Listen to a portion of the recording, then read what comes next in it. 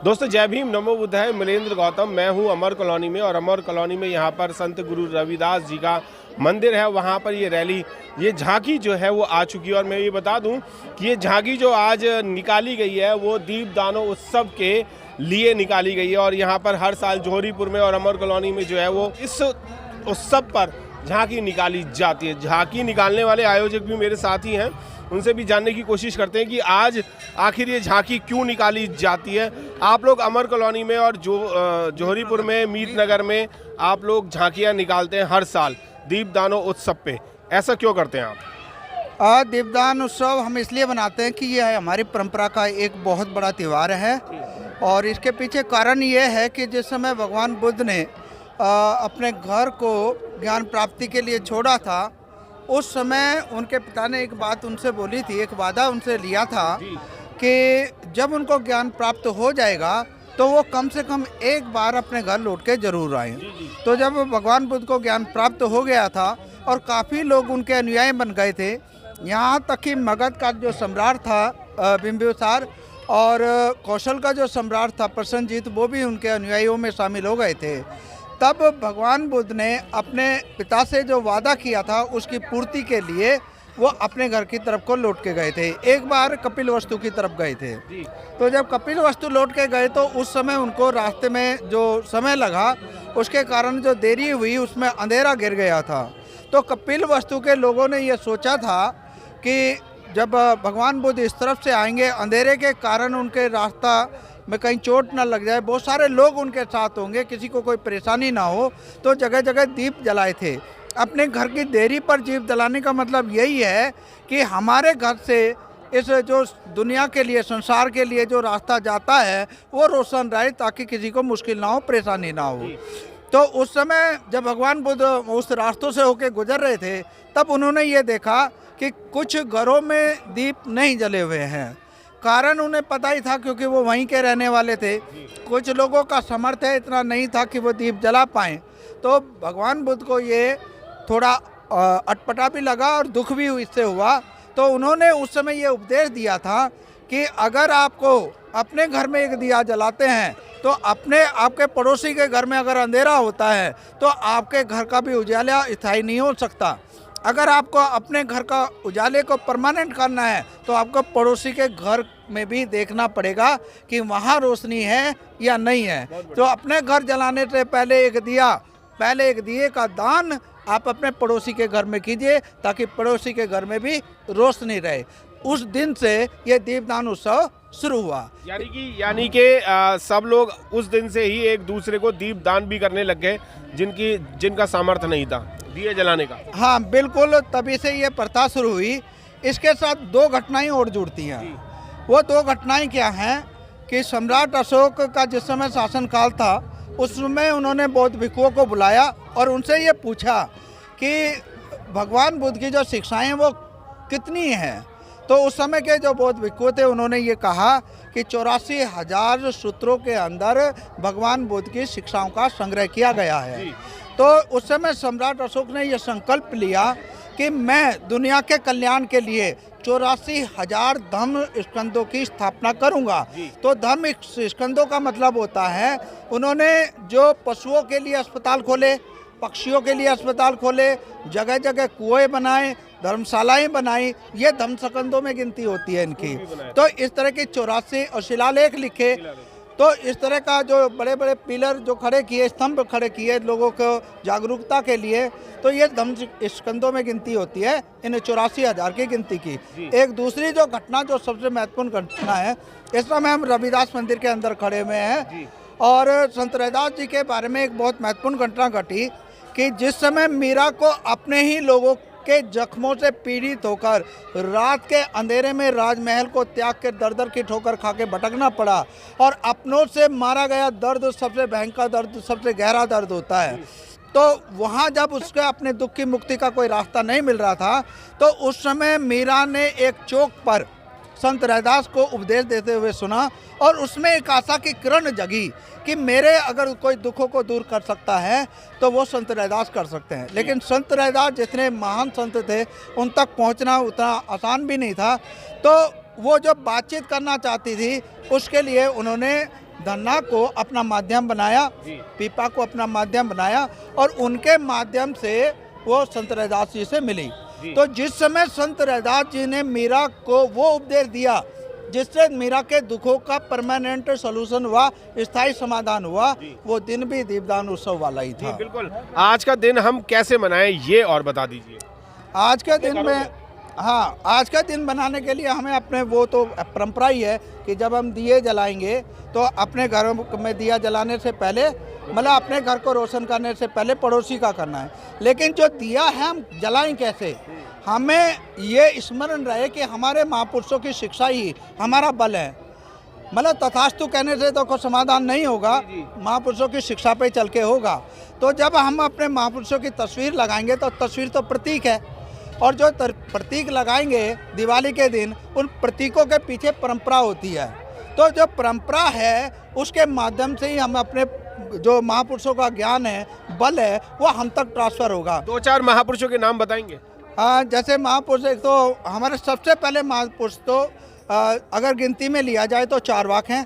चारवाक के बाद हमारे दूसरे महापुरुष आते हैं कपिल मुनि, उसके बाद आते हैं भगवान बुद्ध, और भगवान बुद्ध के बाद में जो सिद्ध हैं सरापा हैं और जालंधर नाथ हैं और मचंदा नाथ हैं, इस तरह के जो सिद्ध हैं। उसके बाद संतों की बारी आती है तो संत रैदास हैं, कबीरदास हैं, और फिर उसके बाद में ज्योतिबाई फूले हैं, और उसके बाद में चोखा मेला भी आए हैं। उसके बाद में फिर बाबा साहब अम्बेडकर आए हैं, और प्रेजेंट में जो हमारे बहुत नज़दीक हैं वो तो काशीराम जी हैं, क्योंकि जो उन्होंने करके दिखाया वो तो कोई धरती पलटने का तो यकीन हो सकता है, लेकिन उत्तर प्रदेश में पूर्ण बहुमत की सरकार बनाने का किसी को यकीन नहीं था। लेकिन असंभव को अगर उन्होंने करके दिखाया तो वो भी हमारे देवता हैं, उनके लिए भी दिवाली वाले दिन उनका भी प्रतीक रखना चाहिए, ताकि जो असंभव काम उन्होंने करके दिखाया वो हम भी करके दिखाएं, और हमारे ये जो छोटे छोटे बच्चे हैं ये भी करके दिखाएं। ये सारे बच्चे इंग्लिश स्पीकिंग का रोज क्लास में आते हैं, और ज़्यादा नहीं तो 2 साल के अंदर ये पूरी तरह से इंग्लिश स्पीकिंग करना सीख जाए। आप राजनीतिक पार्टी में भी हैं और बहुजन समाज पार्टी में, और दमखम से लागे हुए हैं पूरे क्षेत्र में और पूरे भारत में। क्या लगता है कि हमें दीपदानोत्सव अब कैसे मनाना चाहिए? पहले तो सभी साथियों को नमो बुद्धाय, जय भीम, और सभी देशवासियों को जो है दीपदानोत्सव की हार्दिक मंगल कामनाएं। जैसा कि हमारे साथी ने भी बताया हमें कि भाई दीपदान उत्सव पर हमको सभी को ज्ञान के प्रकाश, अपोदीप भव, जो हमें गौतम बुद्ध ने हमें बताया, संदेश दिया है, उसके ऊपर हमें चलना चाहिए। जब तक हम उसके ऊपर नहीं चलेंगे तो हम कुछ भी कार्य कर नहीं सकते हैं। ये कार्य हमें हमारे महापुरुषों ने करके दिखाया, चाहे ज्योतिबा फूले हो या छत्रपति साहू जी महाराज रहे हो, मान्यवर साहब कांसीराम बाबा साहब, और आज की डेट में बहन कुमारी मायावती जी है जो अपदीप भव को सिद्ध करती हुई नजर आ रही हैं। उत्तर प्रदेश के अंदर 4 बार सरकार बनने के साथ साथ उन्होंने सभी महापुरुषों का ध्यान रखा है। आप देखेंगे नज़दीक में ही गौतम बुद्ध नगर है, आज जिनके नाम पे हम दीपदान उत्सव मना रहे हैं। आज नज़दीक में गौतम बुद्ध नगर है, जिस जो है पूरे भारतवर्ष में मालूम है उसके बारे में, सबसे हाईटेक सिटी के नाम से जाना जाता है गौतम बुद्ध। गौतम बुद्ध विश्वविद्यालय बनाए हैं और बुद्धा सर्किट बनाया है, ना जाने इतने कितने वर्क किए हैं, जो अगर मैं बोलना शुरू कर दूंगा कि महीना भर लग जाएगा, काम पता नहीं लगे, काम को हम व्याख्या नहीं कर सकते, इतने काम करे हैं। तो मैं यही कहना चाहूँगा कि जिस प्रकार से हमारे महापुरुषों ने अपदीप भव, जैसे मान्यवर साहब कांसीराम और बहन जी का मैंने जिक्र किया है, उनके अनुसार हम सब कार्य करते हैं तो आने वाले समय में हम अपनी सरकार बना के अपने महापुरुषों का आदर सम्मान करते हुए भारतवर्ष के अंदर जो है हम एक मानवतावादी विचारधारा वाला देश कायम कर सकते हैं। बिल्कुल, मानवतावादी वाला देश कायम कर सकते हैं, और आई थिंक सो कि भारत को बौद्ध में भी कर सकते हैं। भारत बौद्ध में कर सकते हैं, भारत बौद्ध में ही है। अगर आप देखेंगे तो भारत को अदर कंट्रियाँ जो है बौद्ध में भारत से ही जानती है। अगर कोई विदेशी व्यक्ति आता है देश के अंदर तो उसको अगर किसी की प्रतिमा भेंट की जाती है तो तथागत गौतम बुद्ध की जाती है। जी बिल्कुल, पूरे वर्ल्ड में, जी हाँ, पूरे वर्ल्ड में तथागत गौतम बुद्ध की मूर्तियाँ मिलती हैं, शिलालेख मिलते हैं, और बहुत सारी चीज़ें जो है वो तथागत। मेरे साथ कुछ महिलाएं भी हैं, उनसे भी जानना चाहूँगा कि पहले तो शायद हिंदू धर्म में होंगे, और आज आपने अगर चुन्नी भी डाल रखी है तो वो गौतम बुद्ध की प्रिंट हुई डाल रखी है, और लॉकेट भी गौतम बुद्ध का बन रखा है। कैसे आज आप दीपदान उत्सव मना रहे हैं? सर मेरी जब पहले अभी जैसे कि आपने बोला है कि आप पहले हिंदू थी, पहले मैं हिंदू थी, लेकिन जब मेरे को नहीं पता आप थी या नहीं मैं थी। बोल रही हूँ सर, मैं पहले हिंदू ही थी, लेकिन जब मेरी शादी हुई तो शादी मेरी बौद्ध धर्म से हुई। उसी दिन से मैंने कभी हिंदू समाज को देखा नहीं। और अभी कुछ दिन ही पहले मैं कई जगह गई हूँ, और जो मेरी फैमिली है, मेरे हस्बैंड की जो फैमिली है, उसमें से कई महिलाओं को मैं लेके गई हूँ नालंदा, बोध गया, राजगीर और बनारस, लखनऊ, जिससे कि वे ये देख सकें कि भाई हाँ ये बौद्ध धर्म है। और मैं समझती हूँ कि बौद्ध धर्म बहुत अच्छा धर्म है। और मैं दिवाली पे इसलिए मनाती हूँ क्योंकि जो हिंदू धर्म है और हमारे लोग हैं वो भी उसी की लहर में बहते जा रहे हैं। मैं ये चाहती हूँ कि दीपावली पे हम भी दीपावली मनाएं, क्योंकि हमारे जो छोटे छोटे बच्चे हैं वो हिंदू धर्म के संस्कार लेते जा रहे हैं और अपने महापुरुषों को वो भूलते जा रहे हैं। यहाँ तक कि मैं मानती हूँ कि बाबा साहब को भी बहुत सारे बच्चे नहीं जान पाते। जैसे कि अभी शीलपोती जी ने बताया कि हमें स्पीकिंग क्लास लेते हैं, उसमें लगभग 80 बच्चे हैं। हम उन्हीं को बौद्ध धर्म के बारे में और बाबा साहब के बारे में बताते हैं। तो अगर हम अपने जो हमारी जनरेशन के हैं उन्हें हम नहीं समझ पाते, ना ही वो हमें समझ पाते हैं। अच्छा, एक बात और बताइए, अभी आपने कहा कि हम दीपावली मनाएं। हाँ जी। अब आप दीपावली मनाएंगे या दीपदान उत्सव मनाएंगे? दीपदान उत्सव मनाएंगे, क्योंकि जैसे कि अभी उन्होंने कहा कि हमें सबको लेके चलना है, न कि हमें अपना। अच्छा, अब आप कैसे मनाएंगे, थोड़ा सा बताओ कि लक्ष्मी मैया की फोटो लगाओगे, गणेश जी की फोटो लगाओगे, और हिंदू 33 करोड़ देवी देवताओं में से जो आपको पसंद है उनको वहाँ लगा करके दिए या मोमबत्ती, मिठाई और कुछ धनराशि वहाँ पर रख के मनाओगे? कैसे मनाओगे? अगर आप ऐसे नहीं मनाओगे तो जो हमारे देश की जनता ये सुन रही है, देख रही है, वो कैसे मनाए? जो हमारे देश की जनता देख रही है, जैसे कि सभी जानते हैं, धीरे धीरे अब जैसे यहाँ रविदास जी हैं जो कुछ इस तरह के मनाते हैं, कोई जो हम फॉलो करते हैं बौद्ध धर्म को। तो मेरे घर में कोई ऐसी मूर्ति नहीं है हिंदू धर्म की। आप ये बताइए आप कैसे मनाएंगे? ये पूछना चाह रहा हूँ। उस टेबल पे क्या क्या होगा? मेरे टेबल पे 2 गमले होते हैं साइड में, और बाबा साहब की मूर्ति होती है, काशीराम जी की भी होती है, रविदास जी की भी होती है, भगवान बुद्ध की मैन होती है मेरे घर में। और उसके बाद आज जो मेरे घर में बुजुर्ग हैं जो एक्सपायर हो चुके हैं, मैं उनकी भी रखती हूँ और दीप जलाती हूँ, वहाँ पे कैंडल भी रखती हूँ। अब बाकी जो हम बुद्ध वंदना करते हैं उसके बाद, तो मैं इस तरह से अपनी दीपावली मनाती हूँ। और जो मेरे आस पड़ोस के होते हैं उनको भी मैं पास में बुलाती हूँ कि आप ऐसे कीजिए, आप दीपावली मनाइए, लेकिन ये तरीका अपनाइए। आप दीपावली मनाइए पर दीपदान उत्सव के रूप में मनाइए। हाँ जी, दीपदान उत्सव के रूप में। आप कैसे मना रहे हैं आज? दीपदान उत्सव के रूप में ही हम दीपावली मनाएंगे और अपने बच्चों को सिखाएंगे कि रूढ़िवादी सोच छोड़ करके एक शिक्षित और अच्छी सोच से दिवाली बनाए, सबको एक दूसरे के साथ लेके चले, किसी के साथ भेदभाव ना करें। और बच्चे शिक्षित हो, माताओं बहनों से सबसे अनुरोध है कि उनको शिक्षा की ओर ज़्यादा अग्रसर करें। जी बिल्कुल। माता जी गुलाब के फूल हाथ में हैं और आपने बैच जो है वो भी तथागत गौतम बुद्ध का लगा रखा है। अब आप दीपदान उत्सव मना रहे हैं, दिवाली मना रहे हैं, और मना तो रहे हैं, तो कैसे मना रहे हैं? बुद्ध का मना रहे हैं, अपने बुद्ध धर्म से मना रहे हैं। जी। हाँ, और ये दीप है, फूल है, ये अपने बुद्ध के खुशी के लिए, अपने बौद्ध धर्म की खुशी के लिए। और आज हमें 50 साल हो गए बौद्ध धर्म मानते हुए। अरे वाह। हमारे साल में कोई शादी फेरों से नहीं होती है, बहुत बढ़िया। बौद्ध धर्म से शादी होती है।